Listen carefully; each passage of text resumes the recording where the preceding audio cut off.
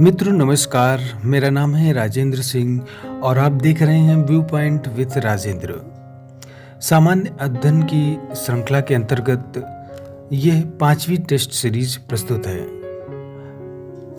Channel को अभी तक आपने अगर सब्सक्राइब नहीं किया है तो प्लीज सब्सक्राइब करने के साथ ही बेल आइकन की बटन को जरूर दबा दें, जिससे आपको परीक्षा उपयोगी वीडियो की सूचना आपको मिलती रहे। तो फिर आइए प्रश्नों को हल करते हैं। पहला प्रश्न है, भारत में निम्नलिखित में से कौन सा एक राज्य काली मिर्च का सर्वाधिक उत्पादन करता है?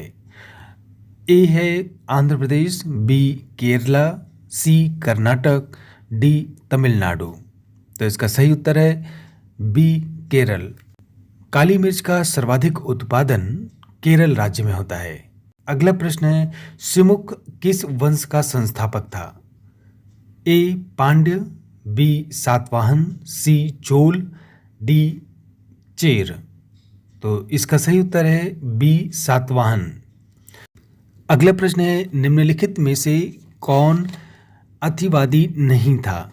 ए सुरेंद्र नाथ बनर्जी, बी लाला लाजपत राय, सी बिपिन चंद्र पाल, डी बाल गंगाधर तिलक। तो इसका सही उत्तर है ए सुरेंद्र नाथ बनर्जी। यानी कि सुरेंद्र नाथ बनर्जी अतिवादी नहीं थे, बल्कि वे उदारवादी थे, जबकि लाला लाजपत राय, बिपिन चंद्र और बाल गंगाधर ये अतिवादी थे। अगले प्रश्न है, जब कोई देश अपनी मुद्रा का अवमूल्यन करता है तो उसका प्रभाव होता है। ए आयात सस्ते हो जाते हैं और निर्यात महंगे, बी आयात महंगे हो जाते हैं और निर्यात सस्ते, सी आयात और निर्यात दोनों सस्ते हो जाते हैं, और डी है आयात और निर्यात दोनों महंगे हो जाते हैं। तो इसका सही उत्तर है बी आयात महंगे हो जाते हैं और निर्यात सस्ते। मुद्रा का अवमूल्यन किसी देश के द्वारा अपनी मुद्रा के मूल्य को कम करना, यानी कि डॉलर्स के मूल्य से कम करना, मुद्रा का अवमूल्यन कहलाता है। इससे आयात महंगे और निर्यात सस्ते हो जाते हैं। अगला प्रश्न है, इलायची का एक महत्वपूर्ण उत्पादक इडुक्की स्थित है कहाँ पर? तो ए है तमिलनाडु में, बी आंध्र प्रदेश में, सी केरल में, डी ओडिशा में। तो इसका सही उत्तर है सी ऑप्शन केरला। यानी कि इडुक्की जो कि इलायची का सबसे बड़ा उत्पादन केंद्र है और वो है केरल का एक जिला है, और यह पश्चिमी घाट की वर्षा पर आधारित क्षेत्र होने के कारण इलायची का प्रमुख उत्पादन क्षेत्र बना हुआ है। अगला प्रश्न है, एक जेट इंजन की कार्यप्रणाली निम्न के संरक्षण पर निर्भर करती है। ए द्रव्यमान, बी ऊर्जा, सी रेखीय संवेग, डी कोणीय संवेग। तो इसका सही उत्तर है सी रेखीय संवेग। यानी कि जेट इंजन की कार्यप्रणाली रेखीय संवेग संरक्षण पर आधारित है। जेट इंजन परिवेश से ऑक्सीजन प्राप्त कर अपने लिए थ्रस्ट प्राप्त करता है। अगला प्रश्न है, ग्रहों की गति के नियम प्रतिपादित किए गए थे। ए न्यूटन के द्वारा, बी केपलर के द्वारा, सी गैलीलियो के द्वारा, डी कॉपरनिकस द्वारा। तो इसका सही उत्तर है बी केपलर के द्वारा। जर्मन गणितज्ञ एवं खगोलविद जॉन केपलर ने किन्हीं भी दो आकाशीय पिंडों की गति का वर्णन करने के लिए ग्रहों की गति के 3 नियम प्रतिपादित किए थे। अगला प्रश्न है, निम्नलिखित में से किस पाकिस्तानी नागरिक को भारत सरकार द्वारा भारत रत्न से सम्मानित किया गया था? ए खान अब्दुल गफ्फार खां, बी लियाकत अली खां, सी M.A. जिन्ना, डी मोहम्मद इकबाल। तो इसका सही उत्तर है ए खान अब्दुल गफ्फार खां। उत्तर पश्चिमी सीमा प्रांत में लाल कुर्ती आंदोलन चलाने वाले खान अब्दुल गफ्फार खां को 1987 में भारत रत्न से सम्मानित किया गया। यह सम्मान प्राप्त करने वाले वे पहले गैर भारतीय नागरिक थे। अगला प्रश्न है, अष्टाध्यायी लिखी गई थी। ए वेद व्यास के द्वारा, बी पाणिनि के द्वारा, सी सुखदेव के द्वारा, या फिर डी वाल्मीकि के द्वारा। तो इसका सही उत्तर है बी पाणिनि के द्वारा। अगला प्रश्न है, पुराणों की संख्या है कितनी है? तो ए ऑप्शन में 16, बी 18, सी 19, डी 21। तो इसका सही उत्तर है बी 18, यानी कि पुराणों की संख्या 18 है। अगला प्रश्न है, निम्नलिखित में से किस मुगल सम्राट ने अंग्रेजों को बंगाल से शुल्क मुक्त व्यापार करने की सुविधा प्रदान की थी? ए अकबर ने, बी जहांगीर ने, सी बहादुर शाह ने, डी फारुखसियर ने। तो इसका सही उत्तर है डी फारुखसियर। मुगल शासक फारुखसियर द्वारा 1717 ईस्वी में एक फरमान जारी किया गया जिसमें अंग्रेजों को 3000 रुपये वार्षिक कर के बदले बंगाल में बिना अतिरिक्त चुंगी दिए व्यापार करने की सुविधा प्रदान की गई। अगला प्रश्न है, शेख निजामुद्दीन औलिया की दरगाह स्थित है?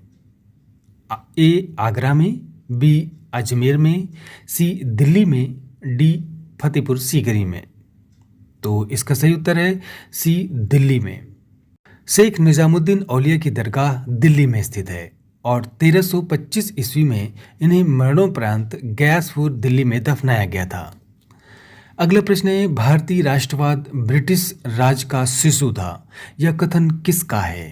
ए बिपिन चंद्र का, B R Copeland, C R C Majumdar, D P E Roberts.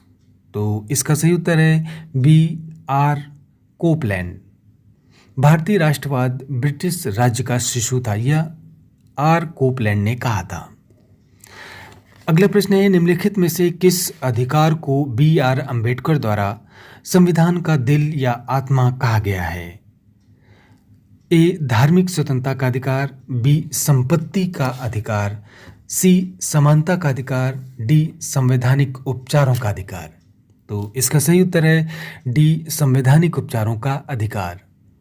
Doctor B are Ambedkar ने अनुच्छेद 32 अर्थात कि संवैधानिक के उपचारों को संविधान की आत्मा कहा है। अगला प्रश्न है, टर्की का कौन सा नगर पश्चिम का द्वार है? ए अंकारा, बी अदाना, सी इजमिर, डी इस्तांबुल। तो इसका सही उत्तर है डी इस्तांबुल, यानी कि टर्की का नगर इस्तांबुल पश्चिम का द्वार कहा जाता है।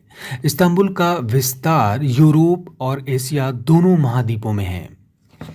अगला प्रश्न है, फॉकलैंड धारा प्रवाहित होती है? ए ऑस्ट्रेलिया के पूर्वी तट के सहारे, बी दक्षिण अफ्रीका के पश्चिमी तट के सहारे, सी अर्जेंटीना के पूर्वी तट के सहारे, डी जापान के पूर्वी तट के सहारे। तो इसका सही उत्तर है सी अर्जेंटीना के पूर्वी तट के सहारे। दक्षिणी अमेरिका के पूर्वी तट के सहारे फॉकलैंड धारा दक्षिण की ओर से आती है।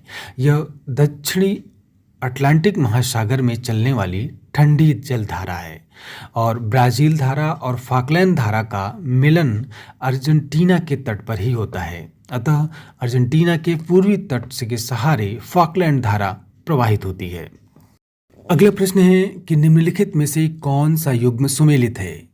A Cyprus Baghdad, B Lebanon Beirut, C Turkey Ashgabat, D Ukraine Akmola. तो इसका सही उत्तर है बी लेबनान बेरूत। एक तरफ देश दिए हुए हैं, दूसरी तरफ उनकी राजधानियां हैं, यानी कि साइप्रस की राजधानी निकोसिया है और लेबनान की राजधानी बेरूत है, टर्की की राजधानी अंकारा है, यूक्रेन की राजधानी कीव है। अब आइए देखते हैं अगला प्रश्न, बोस्पोरस जल संधि जोड़ती है? ए काला सागर और एजियन सागर को, बी काला सागर एवं भूमध्य सागर को, सी एड्रियाटिक सागर और भूमध्य सागर को, डी काला सागर एवं मरमारा सागर को। तो इसका सही उत्तर है डी काला सागर एवं मरमारा सागर को बोस्पोरस जल संधि जोड़ती है। अगला प्रश्न है कि विश्व में पेट्रोलियम का सबसे बड़ा उत्पादक कौन है? A Kuwait, B Iran, C Saudi Arabia, D Russia. तो इन चारों में सही उत्तर है सी सऊदी अरब। अगला प्रश्न है कि अंटार्कटिका में भारत द्वारा निर्माणाधीन नए शोध स्टेशन का नाम क्या है? ए दक्षिण गंगोत्री, बी भारती, सी दक्षिणायन, डी मैत्री। तो इसका सही उत्तर है बी भारती। भारत ने 1883 में अंटार्कटिका महाद्वीप पर भू संरचना, मौसम, पर्यावरण, जीवाश्म, खनिज आदि के परीक्षण हेतु एक स्थायी मानव युक्त केंद्र दक्षिण गंगोत्री स्थापित किया था। और फिर दिसंबर 1988 में भारतीय शोध केंद्र मैत्री की भी स्थापना की गई। भारती को मार्च 2012 में अंटार्कटिका में भारत द्वारा स्थापित तीसरा अनुसंधान केंद्र है। तो इस प्रकार वर्तमान में मैत्री और भारतीय अनुसंधान केंद्र सेवा में है। अगला प्रश्न है कि निम्नलिखित राज्यों में से किस राज्य ने सर्वप्रथम पंचायती राज्य आरंभ किया था? ए गुजरात, बी राजस्थान, सी बिहार, डी आंध्र प्रदेश। तो इसका सही उत्तर है बी राजस्थान। यानी कि पंचायती राज व्यवस्था का आरंभ सर्वप्रथम भारत के प्रथम प्रधानमंत्री जवाहरलाल नेहरू द्वारा राजस्थान राज्य के नागौर जिले के बगदरी गांव में 2 अक्टूबर 1959 को किया गया था। अगला प्रश्न है, भारत में न्यायिक सक्रियता संबंधित है ए प्रतिबद्ध न्यायपालिका से, बी न्यायिक समीक्षा से, सी न्यायिक स्वतंत्रता से, डी जनहित याचिका से। तो इसका सही उत्तर है डी जनहित याचिका से। भारत में न्यायिक सक्रियता का संबंध जनहित याचिका से है। न्यायिक सक्रियता इस बात को संदर्भित करती है कि न्यायिक शक्ति का उपयोग मुखर और लागू होने से क्या इसके लाभ बड़े पैमाने पर सामान्य लोगों और समाज को मिल पा रहा है कि नहीं। इसके विपरीत न्यायिक समीक्षा को उस सिद्धांत के रूप में परिभाषित किया गया है जिसके तहत न्यायपालिका द्वारा विधायी और कार्यपालिका के कार्यों की समीक्षा की जाती है। इसे आमतौर पर स्वतंत्र न्यायपालिका की बुनियादी संरचना के रूप में जाना जाता है। अगला प्रश्न है कि संविधान में मौलिक कर्तव्यों को शामिल किया गया ए स्वर्ण सिंह समिति की सिफारिश पर, बी संथानम समिति की सिफारिश पर, सी शाह समिति की सिफारिश पर, डी प्रशासनिक सुधार आयोग की सिफारिश पर।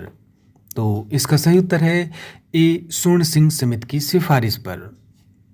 संविधान में मौलिक कर्तव्यों को स्वर्ण सिंह समिति की सिफारिश पर 42वें संविधान संशोधन 1976 द्वारा जोड़ा गया।